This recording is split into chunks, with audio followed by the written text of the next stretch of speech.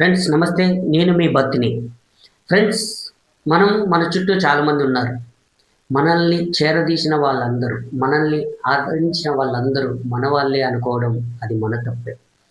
మన అవసరం తీరిపోయాక మనల్ని ఎంగిలాకులాగా తీసి డస్ట్‌బిన్‌లో పడేస్తారు.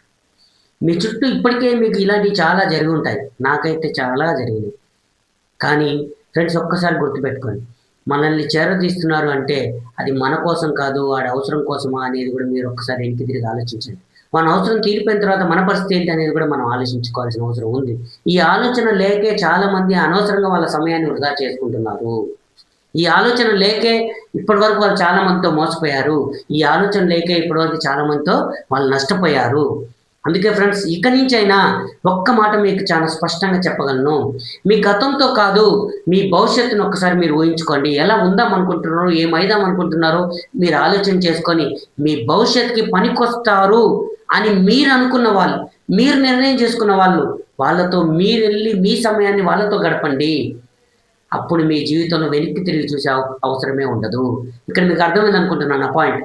నెంబర్ 1 ఏంటి అంటే, మీ ఎప్పుడైతే మీ అవసరానికి, వాళ్ళ అవసరానికి మిమ్మల్ని పిలిచి చేరదీసి మిమ్మల్ని వాడుకుంటున్నారో, వాళ్ళు ఏ క్షణమైనా మిమ్మల్ని పక్కకు పడేస్తారు.